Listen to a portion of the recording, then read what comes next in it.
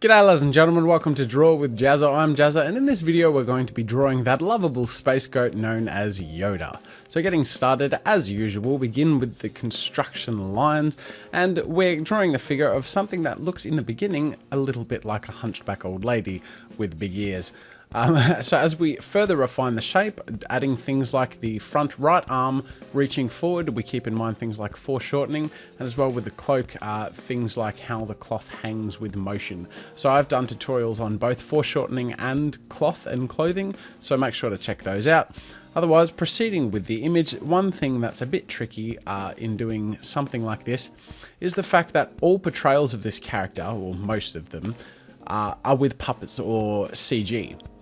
And so with doing a cartoon version of that, you kind of got to pick the things to accentuate, to try and portray what you're getting across. And so without overdoing it, you don't want to use too many lines, you don't want to use too many colors or shades, but you do want to create a caricature of something so we know what is being represented.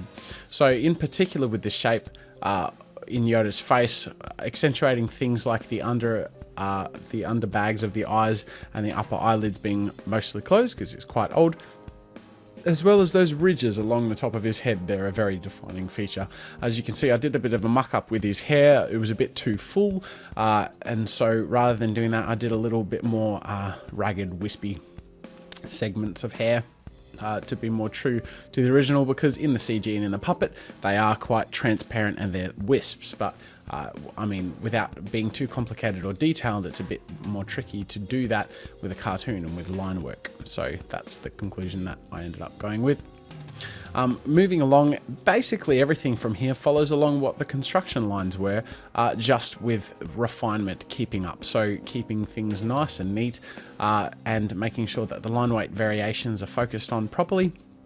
Now when getting to the lightsaber, I'm not going to draw the lasery bit of the lightsaber. I'm going to leave that till after I've coloured the image so you can see how I make it look like a real lightsaber.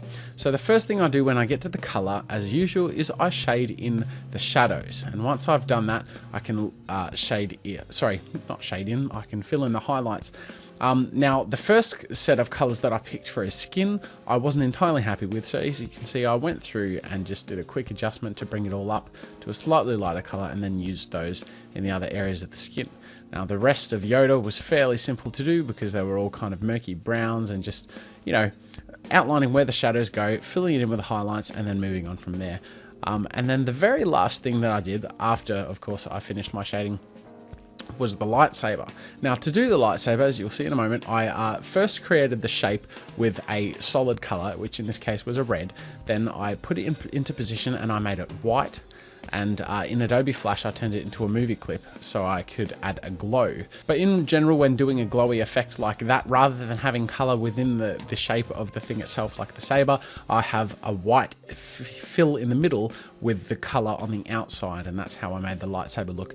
That, ladies and gentlemen, is it for our Let's Draw of Yoda. I hope you enjoyed it. Make sure to like, favorite and subscribe and all that fun stuff. And until next time, ladies and gentlemen, I will see you later.